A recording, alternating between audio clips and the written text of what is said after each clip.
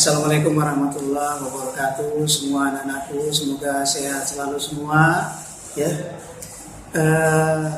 Berhubung karena kita masih masa COVID-19, masa corona, jadi proses pembelajaran kita pada hari ini dan beberapa hari berikutnya mungkin hanya bisa kita lakukan lewat video seperti ini ya.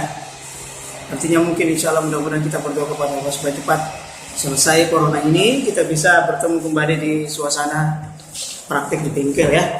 Oke, hari ini mapel kita adalah pemeliharaan mesin sepeda motor. Untuk pertemuan pertama kita kali ini, kita tidak usah terlalu masuk di materi utama dulu. Kita akan melakukan proses pengenalan dulu bahwa mata pelajaran PMSM itu yang dibahas adalah khusus mesin saja. Jadi pemeliharaan mesin sepeda motor. Apa yang dibahas ialah bagaimana proses pemeliharaan sepeda motor, baik itu secara berkala maupun pemeliharaan yang sifatnya sudah wajib. Ya, oke. Contoh misalnya pemeliharaan berkala seperti yang kita lakukan pada saat kita membeli motor baru.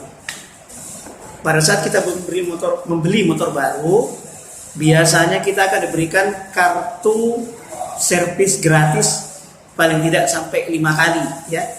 Nah, dari data servis gratis 5 kali itu, biasanya setiap servis pertama ada list-listnya. Apa-apa yang harus dilakukan. Seperti misalnya, contoh, pada servis pertama dilakukan penggantian oli mesin 500 km.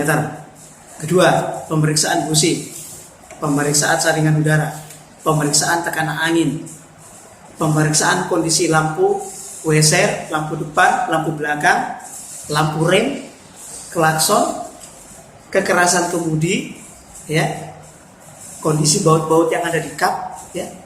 Artinya dilakukan semua adalah proses pemeriksaan. Kecuali oli adalah proses penggantian oli setiap 500 km pada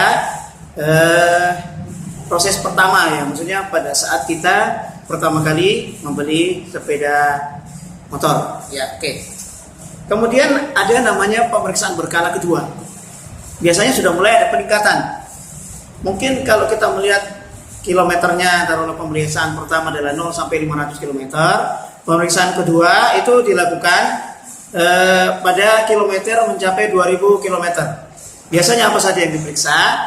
Biasanya adalah pemeriksaan saringan udara. Kalau memang sudah kotor harus dibersihkan. Ya. Kemudian pemeriksaan busi, kalau memang sudah kotor dibersihkan juga ya. Oke. Jadi ada pemeriksaan berkala. Mulai dari pemeriksaan 1, 2, 3, 4, 5 ya. Oke. Kemudian ada pemeriksaan yang di luar berkala. Tapi kita bisa buat itu adalah pemeriksaan berkala. Supaya apa? Tujuan pemeriksaan yang kita lakukan itu, tujuan servis berkala yang kita lakukan itu, jadi pemeriksaan berkala maksudnya servis berkala ya. Ya, servis berkala. Itu tujuannya ada apa? Supaya komponen-komponen yang bergerak, yang bekerja di unit sepeda motor kita itu selalu dalam kondisi fit, sehat, ya, siap untuk bekerja, ya. Sama dengan tubuh manusia. Kalau kita rajin mandi, makan, minum teratur yang bergizi, teratur ya, teratur berarti berkala, ya. Itu insya Allah kita sehat juga, sama dengan kendaraan bermotor, betul-betul ya. Itu namanya pemeriksaan berkala, ya, atau perawatan berkala. Sama ya. Jadi proses perawatan itu ada pemeriksaan. Oke, begitu. Kemudian setelah pamannya sudah selesai perawatan berkala yang diberikan oleh pabrikan berdasarkan garansi, maka kita juga harus memiliki perawatan berkala dengan sendirinya. Kita mengatur sendiri. Contoh misalnya, setiap bulan saya harus ganti oli. Setiap terima gaji, ganti oli. Setiap 3 bulan sekali ganti busi. Setiap 6 bulan periksa rem, periksa ban. Kalau memang harus diganti, ganti. Ya, oke. Itu pemeriksaan dan perawatan. Oke, sudah dulu itu. Kita masuk ke materi pengenalan dulu. Ya, oke. Untuk pemeliharaan mesin sepeda motor itu apa yang kita pelajari? Kita nggak keluar jalur ya. Kita nggak mempelajari tentang suspensi. Kita nggak mempelajari tentang rangka, sasis. Kita juga tidak mempelajari tentang kelistrikan. Ya, listrik-listrik yang di motor kita nggak pelajari. Ada pelajarannya sendiri, ya. Yang kita pelajari pemeliharaan mesin sepeda motor itu yang paling utama titiknya adalah di bagian silinder head, ya. Dan artinya kita mempelajari komponen-komponen dan fungsi dari bagian-bagian yang ada di silinder head, ya. Kemudian komponen-komponen dan bagian-bagian yang ada di silinder block, ya, silinder block. Oke, ini silinder block, silinder head, ya, itu yang kalian perlu tahu. Jadi komponen-komponen inilah yang akan kita pelajari, apa-apa yang ada di sini, bagaimana cara kerjanya, ya, apa fungsinya, kemudian bagaimana memeriksanya ketika dia mengalami kerusakan, ya, oke, dan bagaimana proses bongkar dan pasangnya. Untuk kali ini kita hanya mempelajari dalam proses pengenalan dulu, ya. Mungkin kalau anak-anak kelas 3 sudah sering bongkar pasang di bengkel ketika PKL. Kalau kelas 2 belum, ya. Tapi kelas 3 juga perlu penyegaran kembali karena selama ini tidak pernah belajar, hanya di rumah saja main HP, ya. Oke. Kita akan coba pelajari dulu. Jadi kita akan coba di cylinder head dulu. Cylinder head itu memiliki banyak komponen di dalam. Pertama, busi. Jadi ada busi, ya. Ada klep atau katup, ya. Klep atau katup, klep in, klep X, klep masuk bahan bakar, klep buang bahan bakar. Oke. Ada noken as atau camshaft. Contohnya ini, camshaft, ya, noken as. Kemudian ada pelatuk klep atau piano klep, orang bilang. Ada per klep di dalam, ya, atau per katup.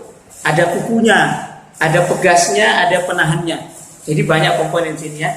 Ada intak manifold, ya. Kemudian di sini karena ini kebetulan motor headnya fiction, ya. Ada termosensor, ini untuk radiator, ya. Kemudian ada setelan klep, ya, baut setelan klep. Jadi kalau klepnya goyang atau terlalu rapat itu di setel di sini, ya, setel. Nanti kita akan bahas materi berikut, materi yang kedepannya tentang penyetelan klep, ya.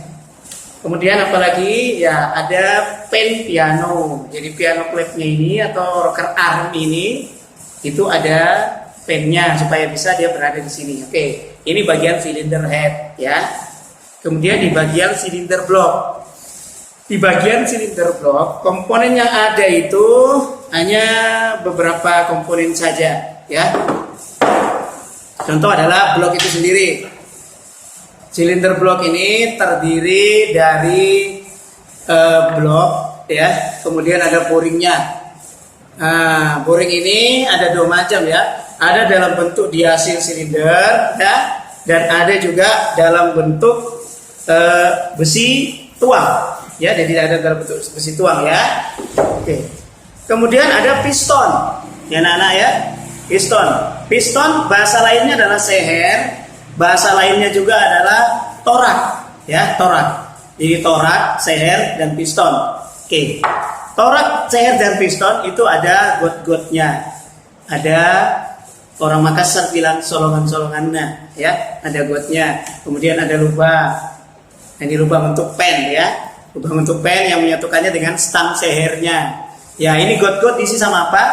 Diisi sama ring piston atau ring seher.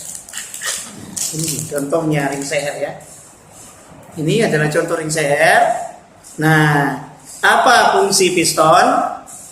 Fungsi piston adalah melakukan proses gerak bolak-balik untuk menekan bahan bakar. Bahan bakar terdiri dari dua, yaitu bahan bakar minyak, bensin, premium, Pertamax atau Pertalite, dan udara, ya. Kemudian ini adalah ring seher yang berada di got-got tadi. Fungsi ring share apa? Fungsi ring share adalah menutup celah dari kebocoran antara piston dan dinding silinder. Jadi kalau pistonnya udah masuk begini, ya, pistonnya udah masuk, biasanya ada celah di sini. Celah itu akan ditutupi, ya, atau ditutup celah itu dengan ring piston tadi. Ketika masuk ke dalam blok, maka ring piston itu akan merapat seperti ini.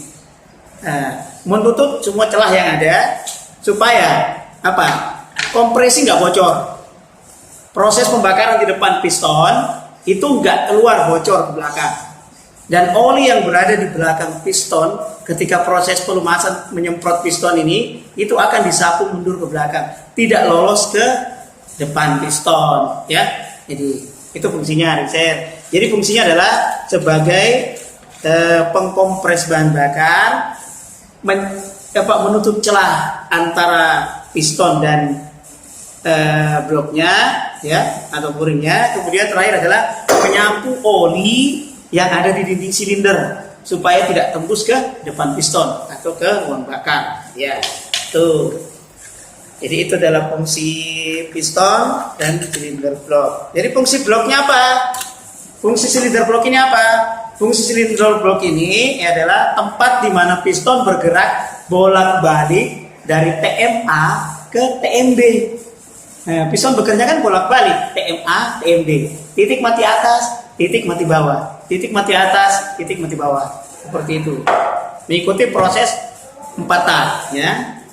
Kalau fungsi silinder head apa tadi? Ya, fungsi dari silinder head adalah sebagai rumah atau tempat komponen-komponen silinder head. Ya, itu. Oke. Mungkin kesimpulannya begini.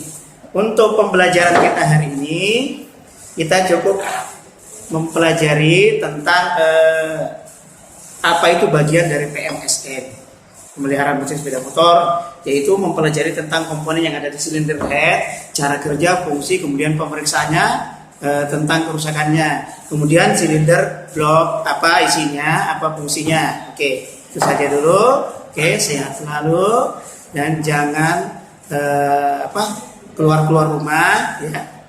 Jaga kesehatan, jangan lupa pakai masker, ya.